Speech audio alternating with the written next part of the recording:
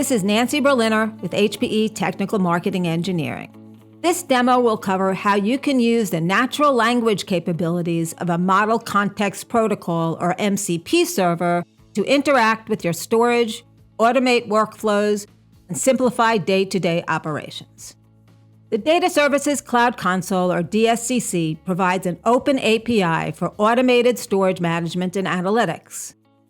MCP builds on that by enabling natural language interaction, so you can query, automate, and manage your storage using simple conversational commands instead of complex API calls, while still leveraging the same secure authentication and authorization used by the underlying API.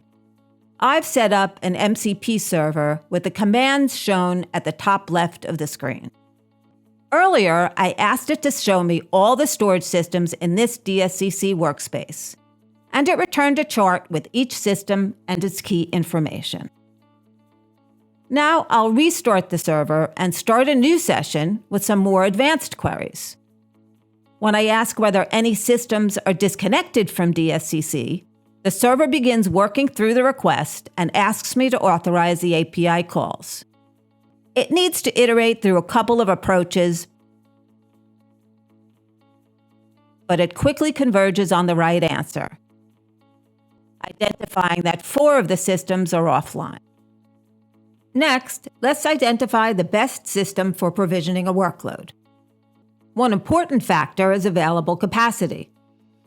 And when I ask which systems are running low, the good news is that none are critically low. The lowest free capacity is still 38.8%. When I ask it to explore capacity in more detail, it returns a comprehensive table with logical and physical capacity, reducible versus non-reducible data, and the overall data reduction ratios. Now I'll generate a chart that includes capacity and performance headroom, a unique HPE capability in MCP that goes beyond IOPS and latency. It incorporates workload type and distribution, system hardware configuration, and volume characteristics to determine whether additional workloads can be added without impacting performance. Based on the results, I'll select a system with low headroom utilization and sufficient capacity and ask it to create 2 volumes for use with VM Essentials. I forgot to specify the size, but fortunately the model's smart enough to prompt me for that detail, and once I provide it, it's able to complete the task.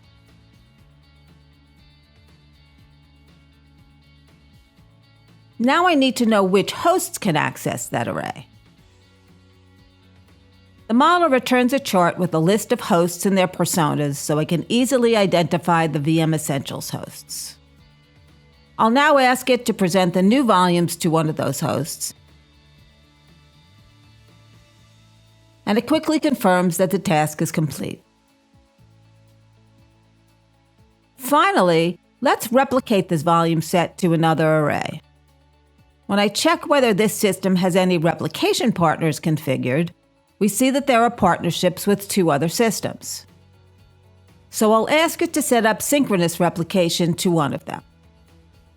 Soon enough, however, the model returns to tell me that sync replication can't be added because async replication is already in use on this target. It suggests using async instead, noting that the minimum RPO would be 30 seconds. When I tell it to go ahead, it successfully creates the protection policy and starts replication. One thing to keep in mind is that while I've been using Visual Studio Code to interact with the MCP server, any compatible AI client can do the same.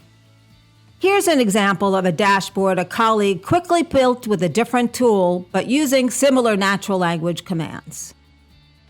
In summary, with the combination of DSCC's strong API foundation and the MCP server, tasks that would normally require multiple steps across individual arrays can now be handled with a single natural language query, making it much easier to get the information you need and take action.